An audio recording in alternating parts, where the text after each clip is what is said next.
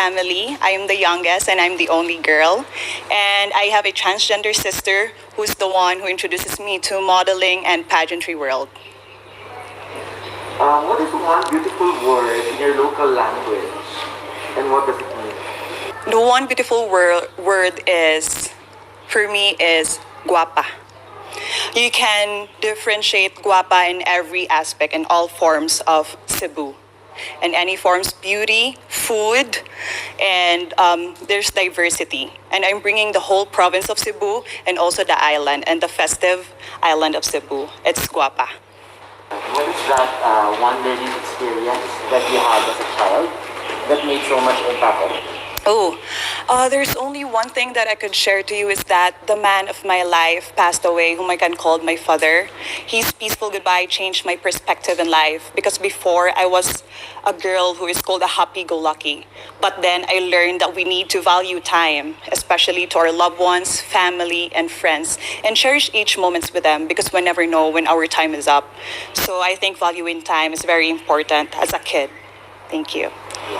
So, next question. So in this pandemic, what do you think is the most important lesson that you've learned? In this pandemic, the important lesson that I've learned is still valuing time because all of us are working nonstop, studying nonstop, and we didn't notice about what happens in our surroundings. So I think valuing time is very important in this pandemic, and you really can see what's the difference, what happened to this pandemic. And I can say that still valuing time is the very important that the lesson happened to me. If you win, how will you help your community?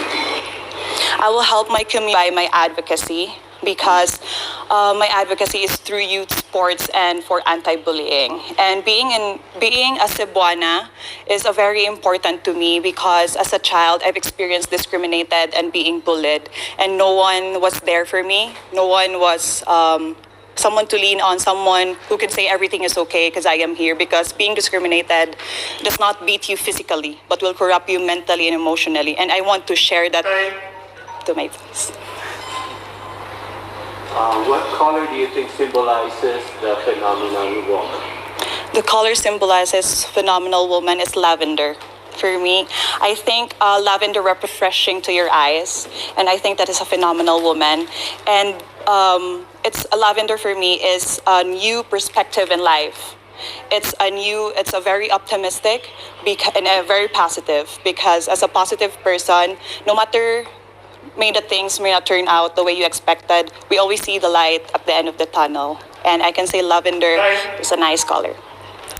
If there is one spot, man-made or natural, in the province of Cebu that you'd like to promote to the world, what would it be? That would be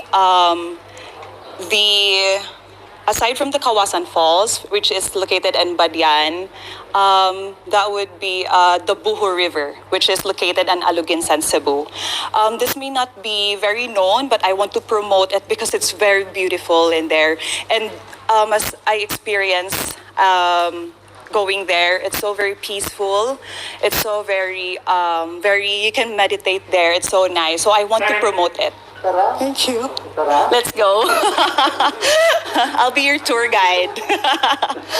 Okay, so ngayon naman you hear the word working from home, work from home, work from home.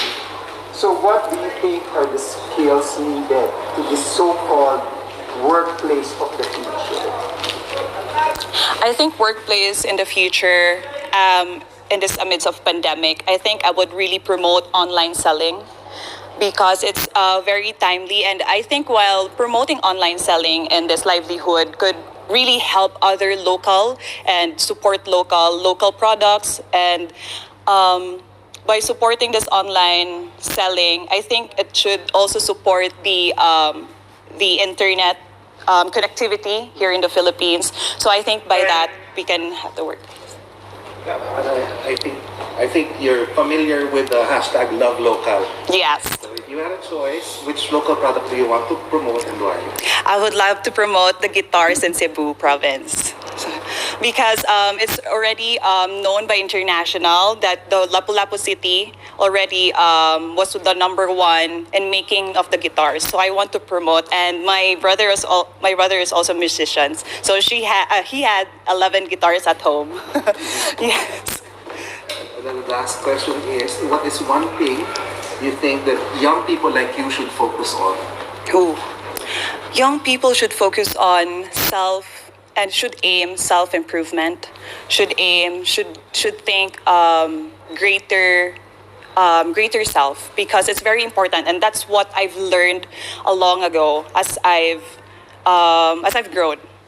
And adopting yourself and accepting yourself is very important, and know your worth, because before I really didn't know what my worth is. So now I want to promote that. Sorry.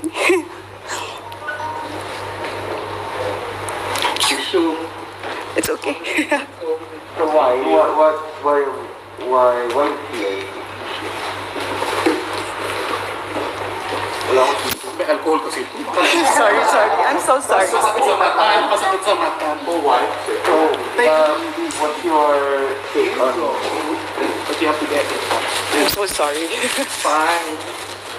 Because as a Cebuana,